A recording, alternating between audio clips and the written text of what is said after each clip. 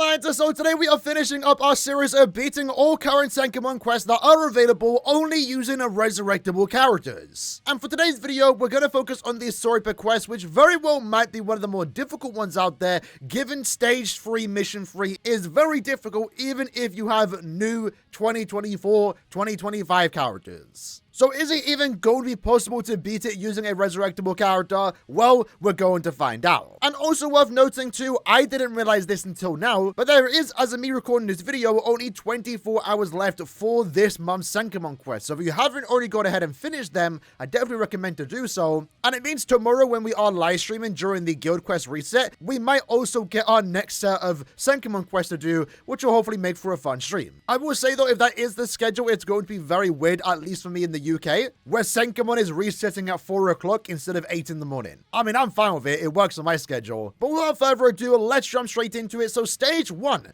mission set 1. We are going against story enemies. So in this case, I want to use a character like Tanjiro. He's a very good character, especially post-resurrection. I mean, for resurrection standards, he's a good character, especially if we stay at full stamina. And in all honesty, I can probably save him for a later stage like we did in the Captain Squad Zero SENKAIMON quests. But in this case, I'm likely going to use max transcended characters later on. So since Tanjiro's only special level 2, we're going to use him to start off this SENKAIMON quest. And with that, we can build him as much as we can. We're going to use these 3 accessories and these 3 links. Right, I have auto turned on again. My bad. I don't know why it was turned on. I don't think I played SENKAIMON with auto turned on last time. I guess it was because I was recently in the point event. So this character's going to be pretty good here. We do have 2 minutes to go. So we're just going to slowly but surely make our way through it. And the Super Killer does help. Remember, right now, there's no damage modifiers or bonuses. So you can really bring any character you want. And with that, we're going to bring Tanjiro just for the fact that he does a Super Killer, right? Just to speed it up a tiny bit.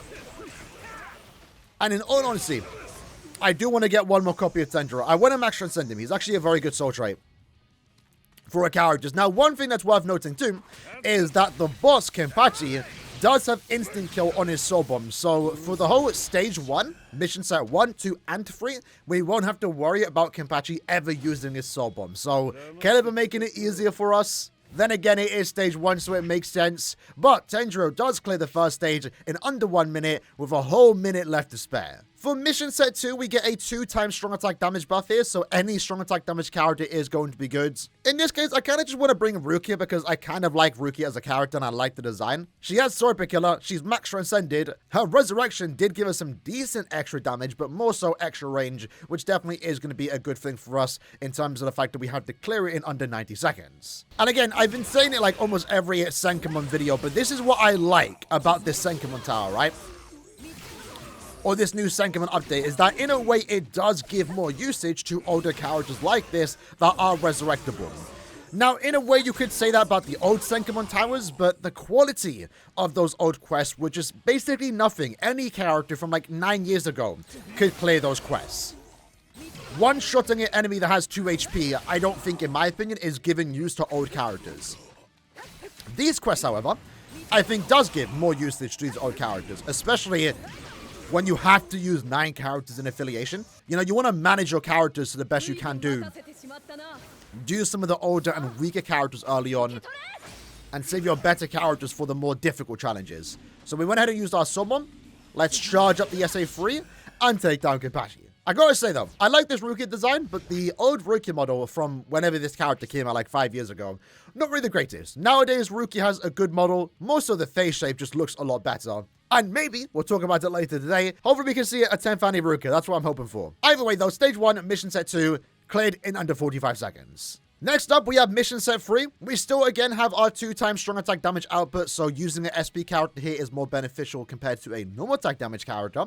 We now do have an extra modifier for our soul bomb to deal double damage. That's okay, not going to make that much of a difference. And in my case, I'm choosing to use Ishin, mostly just because he is max transcended and can also apply burn. I probably could use a better character here, but we do have attribute advantage against most characters. We won't have killer effect, but with a character like Ishin, it doesn't matter all that much. At least when we're top sub. Let's find out. So yeah, damage output, not looking too bad. When it comes to the soul bomb that we will be using on the boss, we are going to apply burn. So even if we aren't doing a lot of damage, the burn will do a lot of damage over time when it's deflected for like 8 seconds.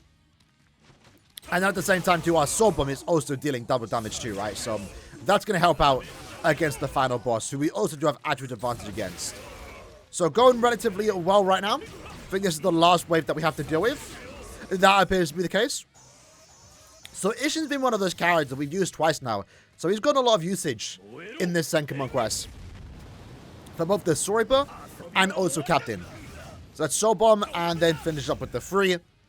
Again, no fear of the boss using their Soul Bomb here because he does have instant kill. And we almost completely wipe the entire boss with just our Soul Bomb, which is actually pretty cool.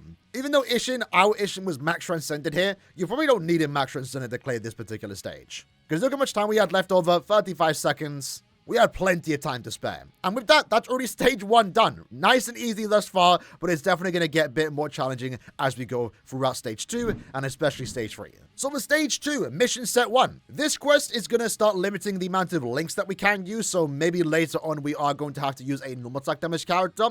But right now we can bring 3 accessories, 3 links. We're going against holos, so I'm opting to use Rukia, who does have a holo killer, and in her case also again max transcended. Maybe in a future video, when maybe resurrected characters get much better, you know, post 6th anniversary, maybe we'll try and do, can we beat a SENKAIMON tower or quest only using resurrected characters at 1 out of 5? That would be a significantly harder challenge, which, to be honest, for certain stages, at least right now, will not be possible. Because we are using max transcended characters here. But that's really only needed maybe in stage 3 onwards. When it comes to stage 1 and 2, you can probably get away using a 1 out of 5 character, special move level 1, special move level 2, you know.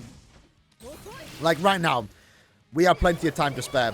Is this hopefully the last wave? I think there's 1 more. There should be 1 more here. Never mind, there was 2 more. So yeah, we'll definitely try that in the future. But right now, we are just going to, you know, give as much stats to the character that we can do. Right, straight away we're going to summon. Not mess around, instantly freeze Mashiro and take it down once more using another Rukia.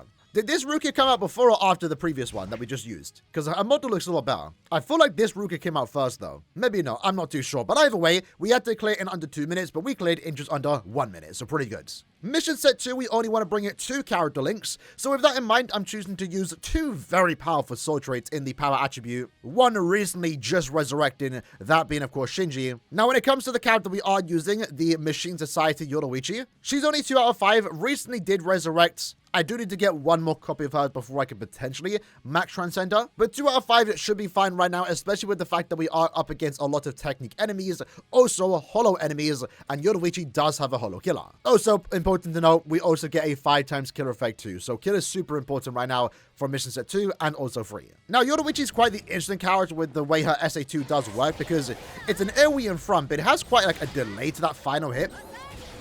A lot of characters on an SA2 like that deal a lot of damage straight away, but Yoruichi has a slight delay, which makes it kind of weird. Like, you kind of want to sit in the animation for like an extra second. Now, we are doing a lot of damage here for only 2 out of 5. But that's definitely because of the killer effects. And then we can use the SA2. Let's just use the 1. Use the 2 now. You can kind of see that there's a little delay to that SA2. But that was a super easy stage. Let's go ahead and use the Soul Bomb. We're going to let it play out. I like the Soul Bomb. I wouldn't mind if Machine Society returns. They did a pretty good job with that character. But let's make sure we don't get hit with any attack. Most of the Soul Bomb. And finish up with the SA1. Honestly, with the amount of time that we had left over and in terms of how far she cleared, we probably could use this character in mission set 3. Especially if you had a max transcended, but I think we'll be fine. But right now, this Yoruichi is no longer usable. She's now sealed. So for mission set 3, I probably could use a better character. Maybe the idea here is to use a normal attack damage character, especially given the fact that we can only use 1 character link. In this case, I'm using Shinji or Ryukin. But Ichigo has actually got a pretty decent resurrection and also is a cool character, so we get to have fun. Use the cool character and likely use someone that's going to brute force their way through it, especially with the idea that I do have this character max transcended. And we also do have a charge strong attack 3, so we can probably use that to kill multiple waves here. Like if we charge it up now, I need to kind of know where the spawn is. Let's let it go. That wasn't the greatest use of the SA3, I will be honest. If we run out of time, likely I just need to optimize that SA3. And just my strong attacks in general. I am not... that was not too bad. So, given that our strong attacks are on cooldown here, I feel like we're better off soul bombing now. And then save our strong attacks for the next phase, you know? Or next stage. So we're going to charge that SA3 going into the final room. Let it fully charge. It's fully charged. And then hopefully it'll be kind of cool if we can do this. It just one-shots. We do have Hollow Killer. Not quite, but... Oh, we took a hit. That's fine, though. We have 18 seconds to go. And we are still above 90% stamina, so we are golden. And then SA1 finishes up. Mashiro goes down. Ichigo, still, I would say still a beast. He's a cool character.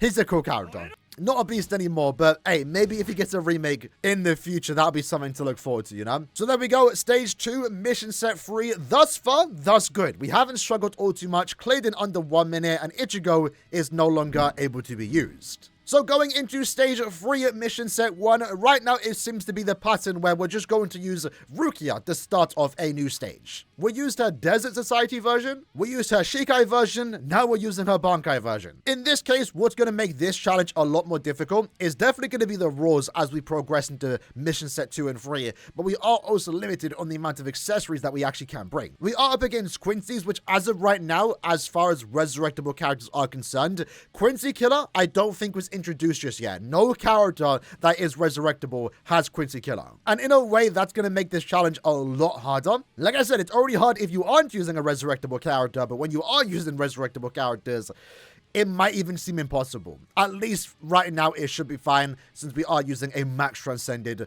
Bankai Rukia. Alright, so here we go. SA1. Should have actually transformed first and foremost. There we go. Might as well use the SA3. Again, this character is still such a cool character, man. Oh, okay, we took a hit. You know what? We'll keep it going. Because we actually do heal ourselves going into the next phase. Or I keep saying phase. Next stage. There we go. So we'll get back up to full stamina. We get 62% more damage output. But yeah, I would love for this character to get remade. You know, I was a big fan of Bankai Rukia in the anime. I was saying months in advance, like, that was going to be the anniversary character. It didn't happen, unfortunately. And the character itself turned out to be fine, but not entirely what we wanted. So I'm really hoping we can get anniversary Rukia this year. Or maybe at the end of Core 4, we can get a remake of this character. But that'll be like a year and a half away. It'll be quite a while before we see that. A remake of this particular version. However, let's go and use the summon. Let's use our one. Use our normal attack to push up Uryu. Can we kill beforehand? Seems like we can. There we go. Not too bad. 1 minute left to spare. Made a little mistake in the first room, but we can heal ourselves back up to full stamina. And we cleared in 1 minute, which isn't a good sign if we're clearing this slow. Technically, it's slow, because we're going to have to do the same thing again for mission set 3, while the enemies have double the stamina. So for mission set 2, since we just used 10 years later Rukia, let's use 10 years later Ichigo. Once more, we don't have Killer here, but he does have a good damage output for his time, especially post-resurrection, and he's also max transcended. We're only going to use one accessory in this case, but the enemies do have a 2x attack boost. Not like it matters, they aren't going to hit us. And we're using the REAPER badge just to get that extra 35% strong attack damage. Right, SA2, decent damage. So we should be fine in terms of damage output here. There's, what, 2 more waves? And Ichigo does have a good strong attack hit for the most part. We can keep the enemies at a distance. And the boost in this case is kind of helping us out just to do a tad bit more damage. So 22 seconds into the second room. We have plenty of time. Right now, we're on track to be in 90 seconds. Let's just make sure we don't take any damage because Ichigo cannot get himself back up to full stamina, unfortunately. But that's fine. With a character like this, we don't need to take any damage. And I completely whiffed that strong attack one. Okay. I was kind of hoping to hit down because there are enemies that are going to spawn there. Did the SA2 hit them? It did. Okay. And SA1 finishes. Nice. So, again, this character, remember, he does have instant kills. So, if we were tight on time, we can just go in, use our soul bomb, and, in that case, actually instant kill. We have plenty of time to spare anyway, so it's not like we needed the instant kill, but it also does help us out. So, right now, at least as far as the characters that I've been using, it's been relatively easy. However, the next mission is going to be almost impossible. So much so that there might only be one character that can resurrect that is able to beat this stage in under 1 minute.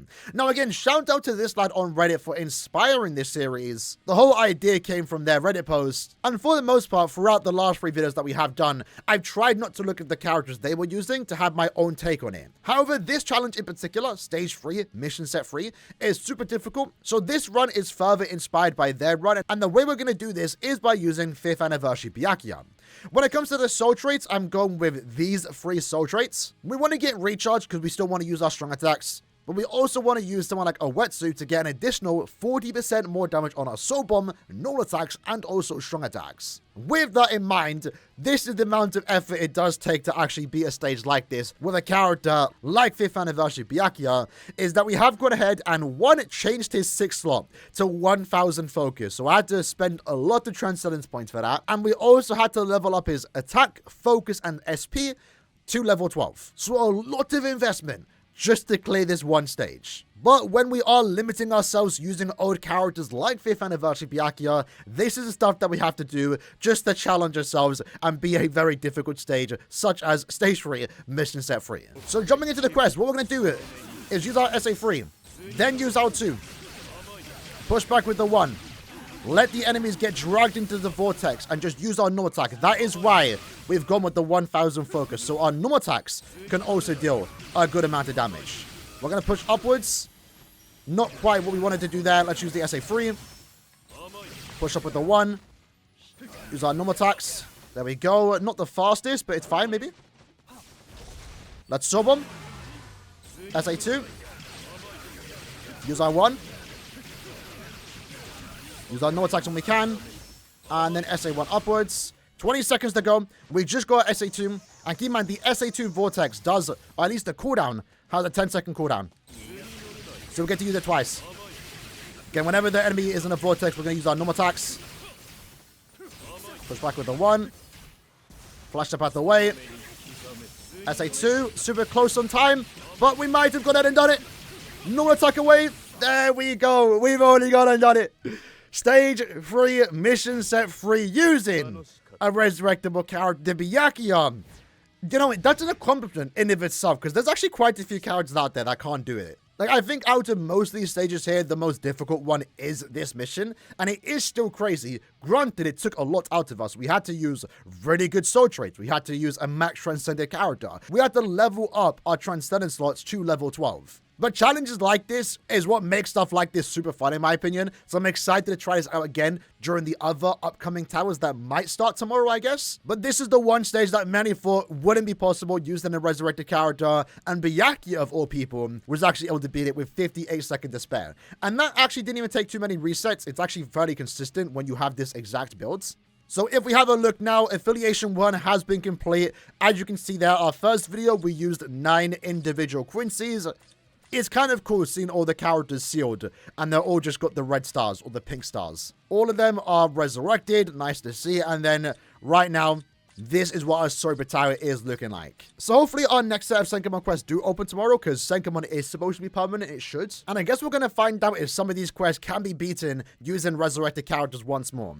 I think when it comes to the Hollow SENKAIMON quests, I should be fine. Recently, a few characters of the Hollow affiliation got resurrected, with some more Hollows coming up to getting their resurrections. But right now, some of the big standards are going to be someone like Shinji, Power Aizen, even Technique Aizen. Second Annie Ichigo maybe. Hollow's definitely going to be a bit of a struggle right now until we do get more Hollows resurrected. When it comes to the Aranka stages, that should be relatively easy. There's a lot of Arankas. All the Khan for your own world Espadas also got resurrected, so that we kind of thought if we can actually make a challenge where we only use resurrected Espadas, or in their beyond resurrection forms. That'd be kind of cool to see if that's possible. When it comes to the human one, it shouldn't be that bad, because we have a lot of crossover with, you know, Quincy's and stuff, and we're definitely going to use Ryukin. Misaki's probably going to carry us. Chad can probably carry. I think humans should be fine. Ultimately, this all depends on how difficult the stages are. I would like to think, given the rarity of some of these affiliations, they will be easier when compared to the Sober Tower, right? And the no affiliation might not be possible, because there's like only 2 rows of characters that are resurrected. I mean, Hikone and basically Toki is going to do a bit of carrying here, but we can only use them once. Maybe if you had 9 copies of Tokinara, all resurrected, all level 10 attack and T20, you might be able to do it. So, as far as the new upcoming affiliation towers, maybe the no affiliation one is impossible right now. I'll be curious to see how these characters can handle it. Either way, hope you guys enjoyed the video. See you guys next time. Take care and peace.